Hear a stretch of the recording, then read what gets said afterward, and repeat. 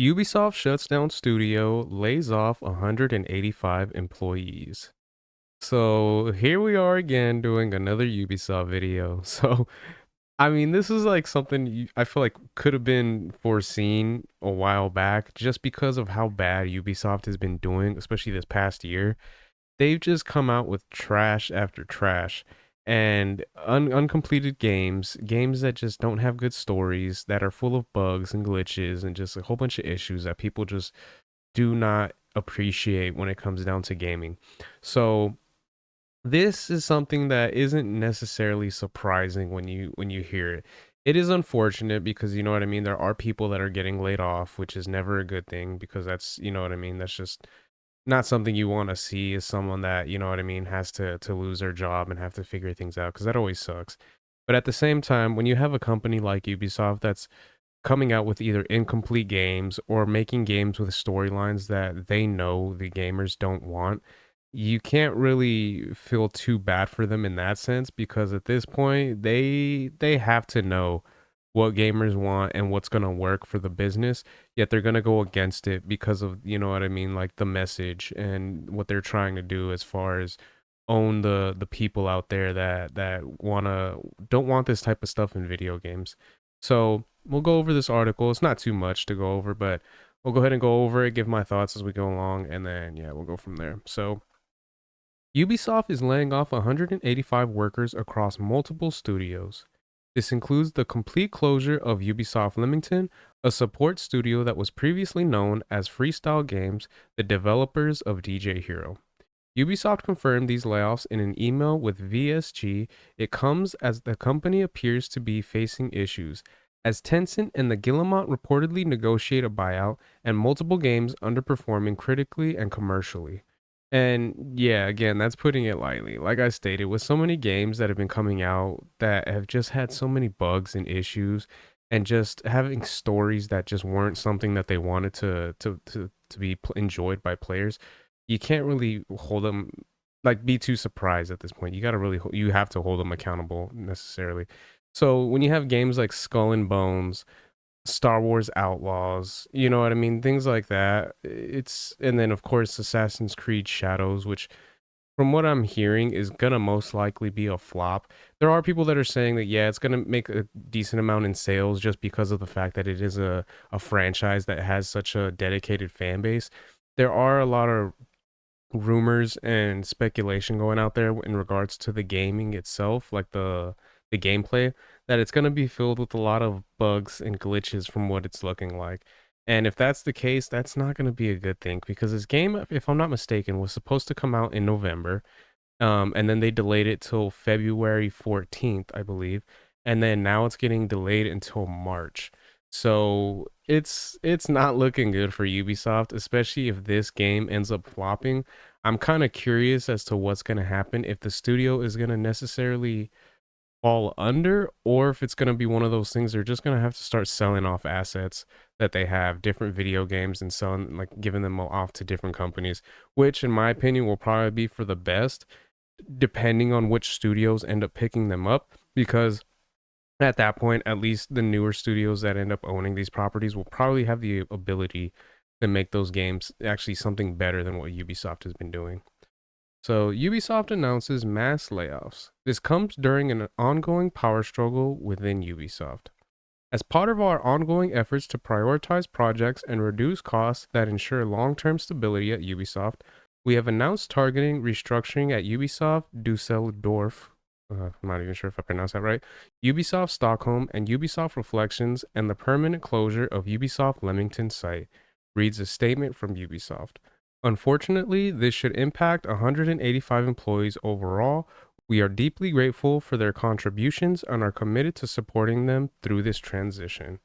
And again, that's unfortunate that, you know what I mean, 185 employees are getting laid off, especially because I'm sure there are some employees that they have that don't really care about, you know what I mean, what Ubisoft has been doing as far as making games that gamers don't want. They're probably just there, you know what I mean, just doing their job, trying to do the best that they possibly can.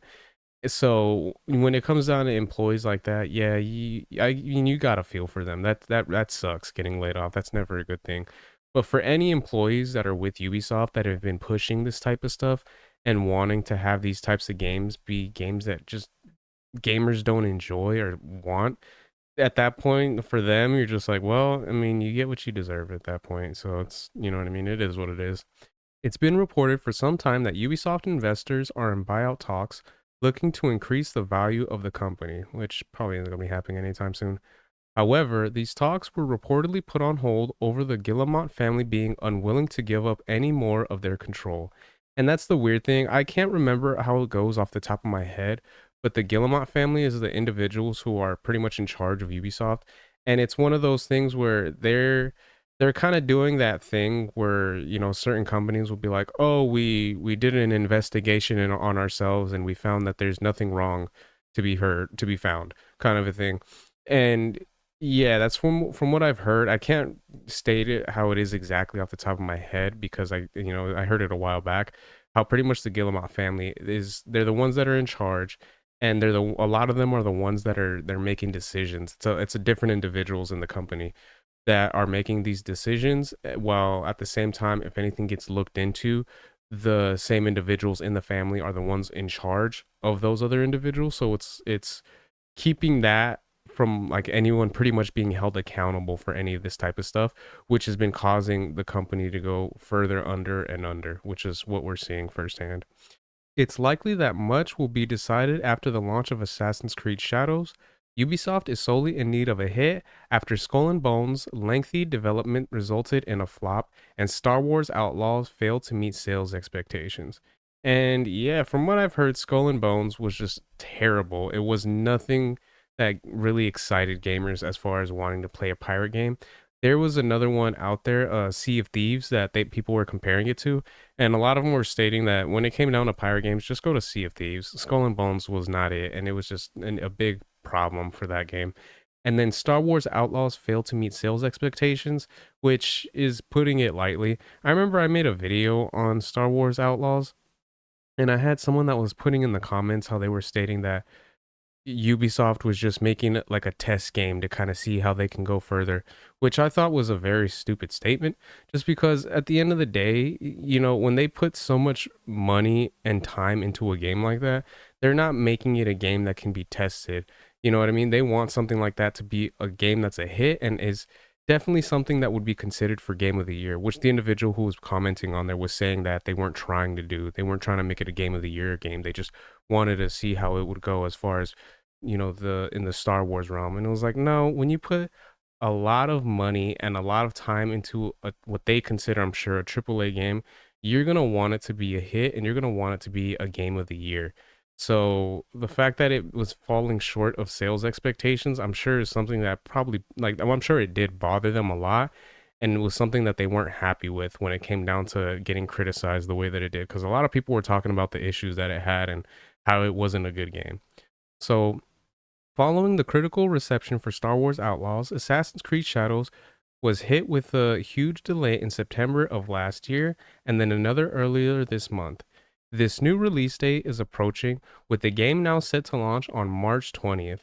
The game's director recently said that this delay was used to polish the parkour, a very important feature to get right.